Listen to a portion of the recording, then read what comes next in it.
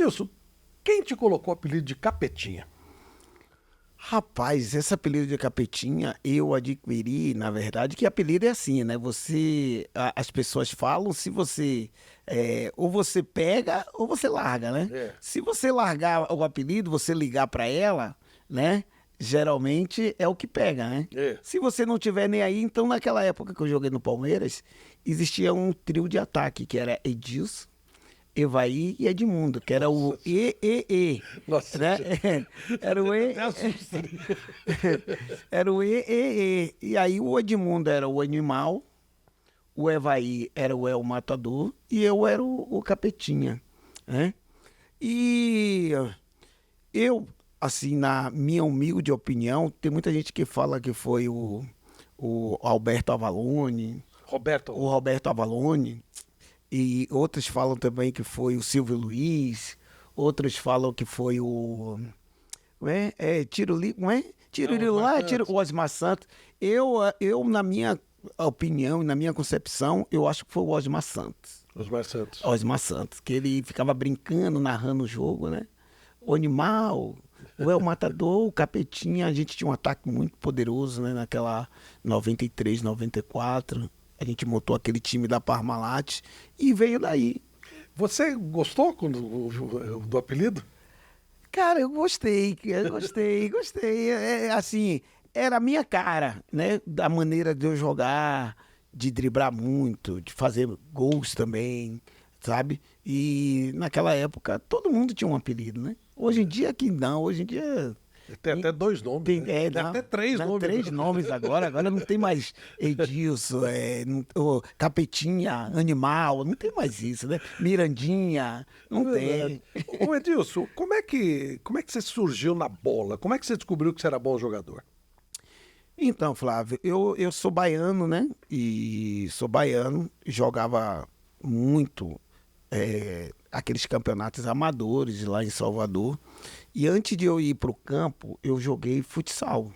Né? Todo mundo me conhecia lá em Salvador como eu era muito bom no futsal.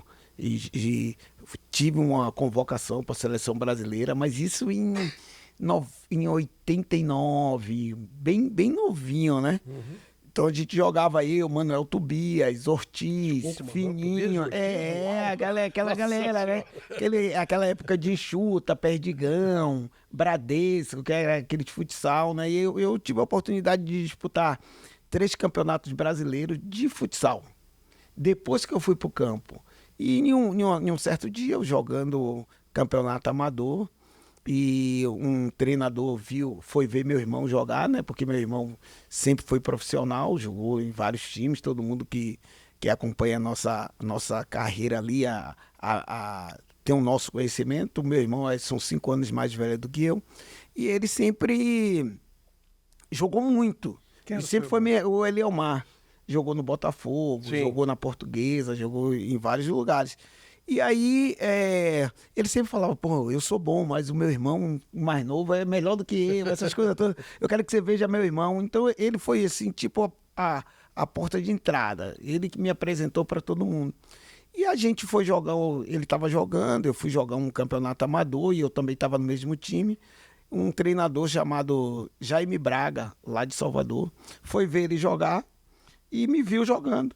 E me ofereceu para eu ir para o Espírito Santo, para um time chamado Industrial, lá em Santa Maria de Jetibá, em uma cidade. E foi lá que eu me profissionalizei, no Espírito Santo. Né? Eu tinha 18 anos na época. E a partir daí, no Espírito Santo, eu voltei para Salvador quando acabou o campeonato, né, já como profissional. E foi aí que eu tive a oportunidade de ir para fazer um teste no Vitória.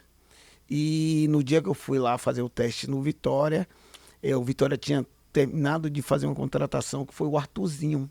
Lembra do Arthurzinho? Sim, maravilhoso, jogava muito. Jogava muito, né? Jogou aqui no Corinthians também. O Arthurzinho, queridíssimo, cara muito bacana.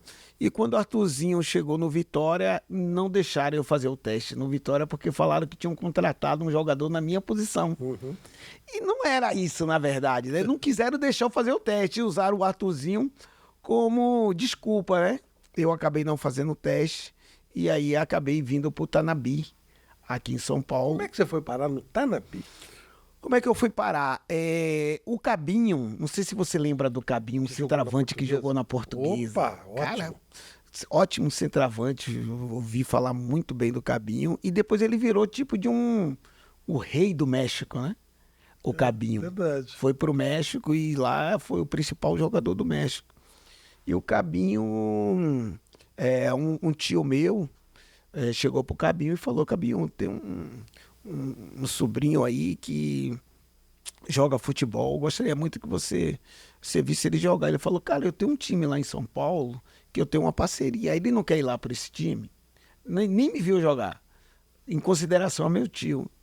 Aí falou: não, ele vai. Aí nós fomos em 6 para São Paulo.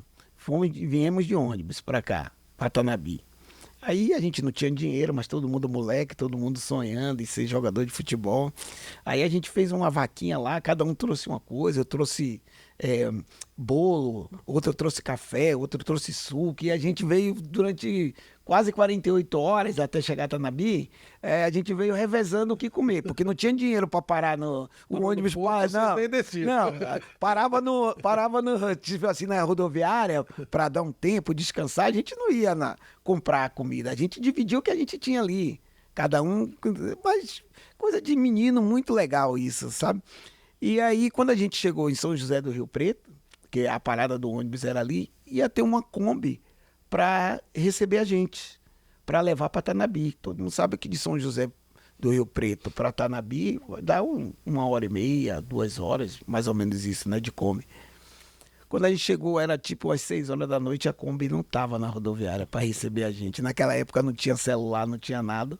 A gente não tinha dinheiro para nada também. Toda a Kombi que passava perto da rodoviária, a gente achava que era a Kombi que estava indo pegar a gente. Sabe que a gente chegou 5 horas da tarde, 6 horas. Quando essa Kombi chegou, foi 8 horas da manhã. Nossa, vocês passaram a noite? Passamos a noite na rodoviária, dormiu todo mundo na rodoviária essa noite, esperando essa Kombi. E aí a Kombi chegou, a gente foi pra jogar, começou o treinamento, essas coisas todas. E um belo dia, só vou resumir, até chegar o Palmeiras, né? Até chegar o Guarani. Aí a gente começou a disputar a Série A4, A3 do Campeonato Paulista. E o Ed Carlos, o irmão do Silas, né? O Ed Carlos, o irmão do Silas, ele era diretor do Guarani. E ele foi ver o jogo do Tanabi contra o Barretos, em Barretos. Tinha um centroavante que jogava comigo, chamado Rick, que é de lá de Salvador também, foi um dos meus parceiros que vieram comigo para São Paulo.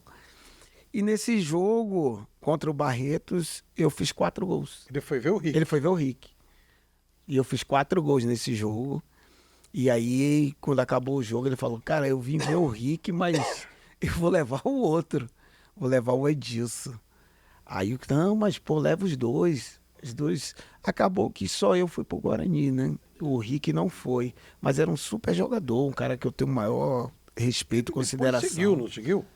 Não, esse Rick que você tá falando é o nigeriano. O Rick que eu tô falando era um outro de Salvador que parece o nigeriano e por isso tinha esse apelido de Rick, né? Hoje ele é professor de escolinha lá em Salvador. Sempre que eu posso eu vou lá na escolinha dele e tudo. Pô, é muito legal, um amigo assim, muito bacana, né? E jogava muito também, centroavante canhoto, mas não conseguiu jogar em time grande, né? Eu até peço desculpa a ele, fala, pô, velho, talvez se eu não tivesse feito aquilo, mas a coisa é como tem que ser, né? É como tem que ser, né? Aí eu fui pro Guarani.